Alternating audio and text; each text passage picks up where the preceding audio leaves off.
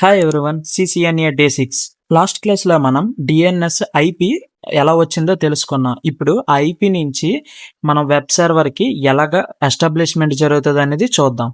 అదే TCP 3-వే handshake. ఏంటంటే క్లయింట్కి సర్వర్కి మధ్య జరిగే అక్నాలజ్మెంట్ ప్రాసెస్ని TCP 3-వే హ్యాండ్షేక్ అంటారు.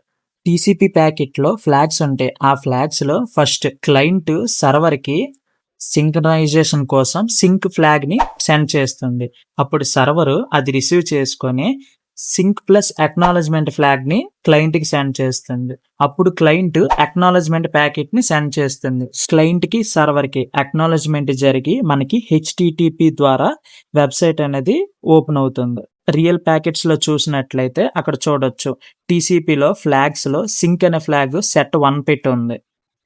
నెక్స్ట్ ప్యాకెట్లో చూడండి, సర్వర్ క్లయింట్కి పంపింది ఏంటి, సింక్ ప్లస్ అక్నాలజ్మెంట్. అక్కడ చూడొచ్చు సింక్ దగ్గర సెట్ 1, అక్నాలజ్మెంట్ దగ్గర కూడా సెట్ 1. సో ఇది సర్వర్ నుంచి క్లయింట్కి సింక్ ప్లస్ అక్నాలజ్మెంట్ ప్యాకెట్స్ పంపింది.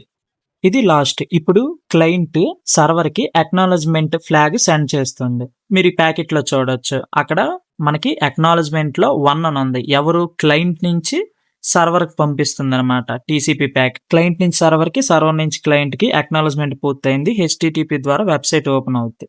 I hope you understand very well. Follow for more content. Tech by Jogi.